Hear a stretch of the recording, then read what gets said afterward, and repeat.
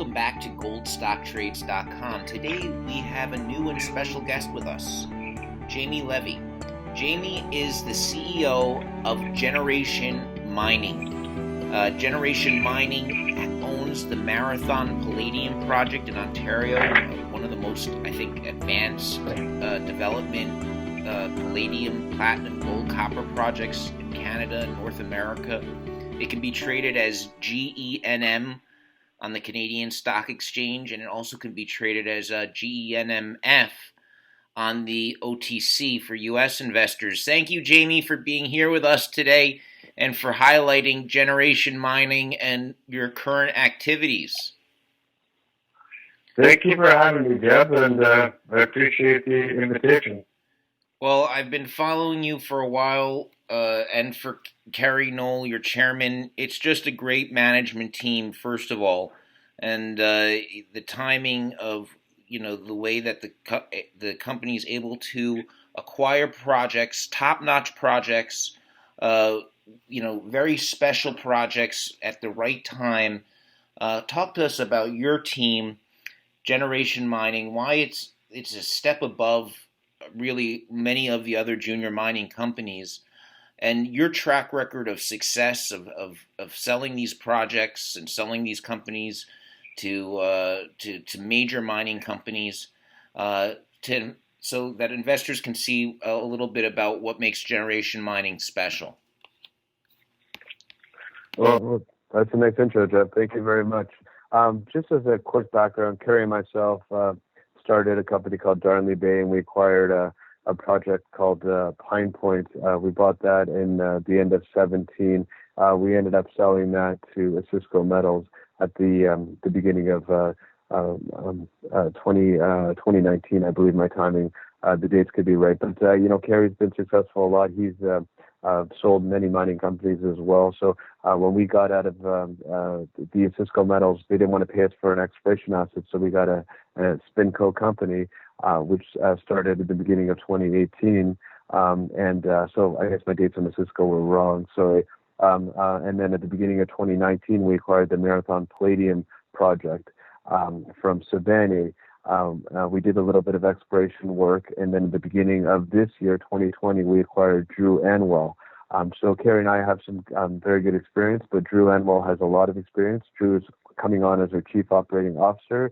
Drew, his last job was over at Detour, where he's my manager, general manager, vice president of operations. He was a little interim CEO, so he's had a lot of experience in the north, lots of experience in open pit, lots of experience in moving rock. So he is our go-to guy right now, and very happy to have Drew. His past experience before Detour were over at Barrick and Plasterdome, and for most of the breeders, anybody that usually came out of Plasterdome was top-notch, and Drew spent a lot of time at Plasterdome. So we're very happy to have Drew come along and take us through feasibility, development, and production of what we believe is the best project around right now. And the best project when you're an investor, it's very important to see who are the key shareholders behind the company. And when you look at Generation Mining, you see Sibanye-Stillwater, you see Lucas Lundin, you see Osisko Mining, you see Eric Sprott. You also see management and directors owning a significant amount of stock and that are buying in the market. Could you highlight about the shareholders and the current insider buying? Well, it's a good catch, Jeff. I didn't know you watched the insider filings, but I bought some shares personally, I believe, this week. My chairman, Kerry Knoll, had bought some last week. Our Chief Operating Officer, Drew Anwell, had bought some, I believe, last week as well. And our Vice President of Exploration had bought some earlier this month as well. So four of the top management has bought shares the past, month or so in June. Going some of our largest shareholders, Sibanye-Stillwater, which I believe trades on the New York Stock Exchange. If not, it trades somewhere in the U.S. market. They're based out of Joburg. They own a big Montana Stillwater mine. We purchased or optioned this project from them, so they are one of our largest shareholders at just under 10%. We also have Lucas Lundin through his holding company Zebra as a large shareholder. Our first financing when we optioned this project was in Cisco Mining. They're around 8-9%, and our last, not the least shareholder or insider is Eric Sprott, who purchased $5 million of our last financing at 52 cents. And then management directors probably own around 7 or 8% of the outstanding shares. So it's a really impressive asset, impressive shareholders behind this this project, and you came out this year with a preliminary economic assessment, which really gives the economics to invest. You couldn't talk about the economics and show investors what sort of preliminary economics on the project. Could you highlight some of those numbers and showing the value of the today's current market cap with those numbers? Highlight some of those really encouraging numbers from that assessment. Sure, John. That's a great question. It might be a long answer here, so I apologize. Just going back to it, the wording is a preliminary economic assessment, but I just want to go back. This project had 2 feasibility studies. One was filed in CEDAR, the other one wasn't filed. So it's not really so preliminary in nature because there has been feasibility studies, which most people know that's basically the final economics you need to get to make it bankable or definitive. Back in 2010, this predecessor company called Marathon PGM had put out a feasibility study when palladium was trading around the $400 or $500 range, and it got taken up by Stillwater for $118 million US back in 2010. And for most of your listeners, palladium is trading in the $1,700 to $2,000 range, depending on the day. So it's fourfold from there, and so that market cap of $118 million US, and we're trading at around a $50 million market cap Canadian today. So there's a little bit of a disconnect just on what Stillwater purchased it from and what we're trading at today. Going back to the economics, we released it when palladium was a 2-year trailing average of $1,275. Again, palladium is a little bit higher than that, if not 50% higher, 40% higher today. Our economics were $870 million Canadian NPV, an internal rate of return of 30% after tax. NPV was after tax as well. So that's pretty good, a payback of just over 2 years. When we looked at spot pricing at the end of 2019, which was palladium around $1,920, we had an NPV, again, after tax of $1.5 billion and an internal rate of return of 46%. So it was a payback of just over 1.5 years. So very, very good. I'd hate to use the word robust because a lot of people use it, but it was a very good economics that we have on a project. And for for investors that don't know the location of this project, this is right near major gold mines, the Barrick Hemlo gold mine. It's right, I think, adjacent to it or not that far from it. You have a whole sort of a belt through Thunder Bay and Marathon and down to Wawa of producing gold mines and infrastructure, which is so important and in a mining friendly jurisdiction. There's not a lot of assets like that with this sort of resource base. I mean, could you highlight the resource base and the infrastructure and really what you have going for this project? Sure, Jeff. So we are located in just outside the town of Marathon, so about a 15-kilometer drive. It's close enough that I guess our employees can live in Marathon, ride their bike in the summertime. The town itself is around 3,000 people. Used to be a little bit more, but they had a pulp and paper mill that shut down. There's a power line that goes through our project. There is a municipal airport that's there. There is a port. There's a road to the project. There's 2 rail lines by the project. It's about some of the best infrastructure you can get. We don't need any grants or loans or anything from the government. We have everything right there. When we've had consultants starting to do some work for us, and they said, "You guys have this right. You're next to a town, and you have all the checkmarks box. So we're very excited about what we have for infrastructure, and what that will do. What that will reduce our capex. A lot of these other mines will need to build, $1 billion road or $100 million road, or put a power line in, or build this, or move a city, move this. We don't have to do anything, which is very, very nice. And going back to, we're about 30 kilometers west of Hemlo, which is run by Newmont Derrick right now, which is one of the biggest gold mines in Canadian history. Hard Rock is around us. We're about 300 kilometers away from Thunder Bay, and just north of Thunder Bay, about 100 kilometers north of Thunder Bay, is a mine called Lac des Îles, which was taken over by Impala for $1 billion at the end of last year, the beginning of this year.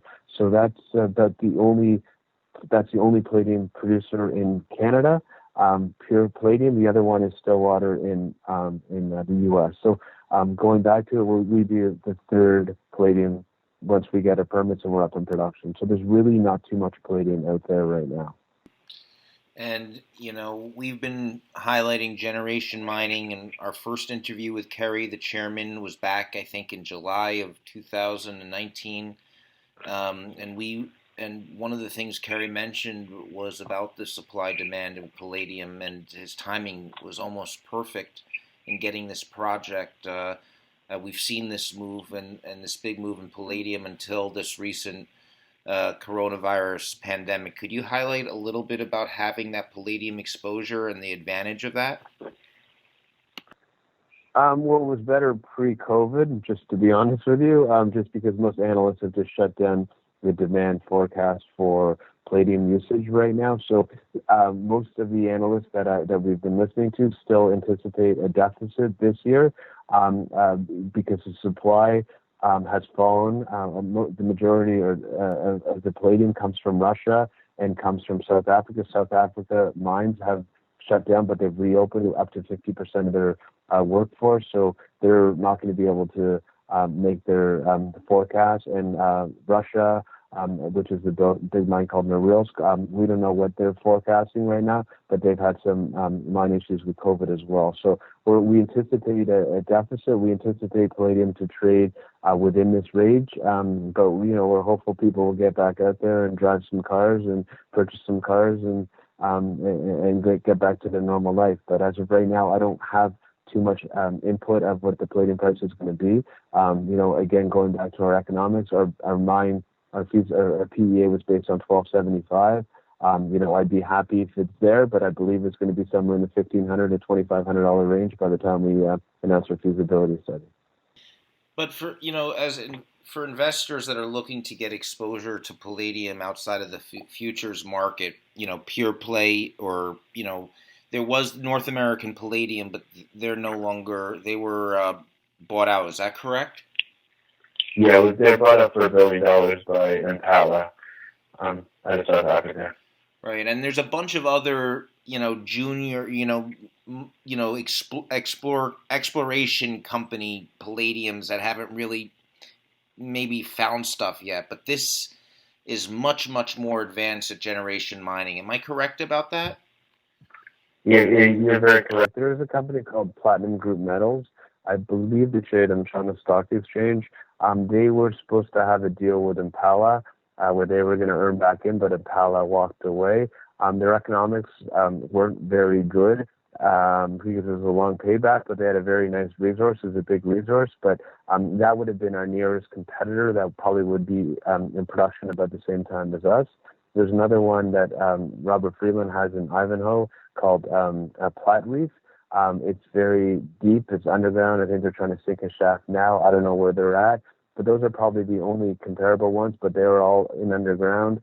But they're both underground and they're both in South Africa. So there's a lot of political risk being in South Africa with lack of power, some union issues. We're in, Canada where we don't have power issues, and much safer jurisdiction than would be South Africa. So, as Impala came up, they bought a mine in Canada or Ontario versus building one in their own backyard. It kind of gives you an answer that a lot of people are coming towards a little bit safer. Right. So there's very few. And then there's very few. There's a few exploration that are assets that are out there, properties that are out there. But again, we have We can get into the numbers there, but we got a big resource. We got almost 8.5 million ounces of palladium equivalent in the ground. If this was a gold company, I don't want to guess what we'd be trading at, but we have almost 4 million ounces of palladium, almost over 1 million ounces of platinum, just under 500,000 ounces of gold, and over 1 billion pounds of copper. And that's all measured and indicated. So that's all been drilled off. So a lot of these smaller exploration companies might have an inferred resource. We're all measured and indicated, which is obviously a higher confidence level that resources or the metal is in the ground. So we don't need more metal to get this in production. But we are starting to do some exploration because a lot of these exploration companies are talking about high grade and massive sulfides. And we didn't get into the size of the project, but we have a 220 square kilometer project. A lot of this hasn't even been prospected before. And so we have some nice drill targets, high grade feeder zone sort of looking targets with a massive sulfide potential, which we're going to hopefully be able to drill off this summer. Right, and the North American Palladium was the Lac des Îles mine, which was right up the not far up in Canada, and that was taken out for $1 billion. There's not many opportunities like this in the market to find a palladium exposure like this at this advanced with a resource and at the feasibility. And already, I didn't even realize already has had a couple of feasibilities done on it. That's interesting to hear. Jamie, listing-wise, many of my subscribers have asked, for this advanced property and for this quality of a management team and shareholders that you have, about an uplisting maybe to the Toronto Stock Exchange Big Board or maybe even a New York Stock Exchange listing. Is there any talks of that? Well, we did, to start off, we did upgrade from the pink sheets in the U.S. to that OTC. I'm not too sure if I think we're on the QB right now. So that didn't take much time. With Toronto to get uplisted right now, because we were on the CSE, it has taken some time. There's a little bit of issues with the COVID, so they weren't meeting with their committee. So we're trying to uplist to a higher exchange on the Toronto Stock Exchange of Venture or the Toronto Stock Exchange. So that's what we're looking to do nowadays. We'd hope we can have something back to our investors or your listeners by sometime over the summer. Yes, and that could bring even more interest. Very few opportunities in the PGM space. We saw shutdowns in South Africa. We were expecting a deficit for a couple of more years. And if you look at this property, it's not, as you mentioned, it's big, and there could be the potential for possibly multiple deposits here. We've never really explored this property in depth in a bull market with palladium prices like this. Could you highlight some of the exploration upside here? Because I think it's pretty immense. Yeah, I agree with you, Jeb. So going back to the history of this project, there's over 200,000 meters of drilling. The majority of that drilling has been in this Marathon deposit area. And that's why, as I mentioned to you, a lot of this is measured and indicated. What was been drilled off is this big open pit. A lot of the drilling, there's been no underground drilling here. So last summer, after some geophysical called a passive seismic program, we decided to go drill down dip to the southwest of the deposit, and we started to hit some mineralization underneath the open pit. So we're going to try to follow that up. Right now, we are in hired contact to do a magnetotellurics program, and they're trying to find some sort of highly conductive bodies underground, which has never been done on this project before. We're also going to do a little soil sampling program called MMI, which has never been done on this project. A lot of this area, as I mentioned earlier, has never been prospected before. Going back to the history again, in 2010, it got taken over by Stillwater. Stillwater's motive was to build this.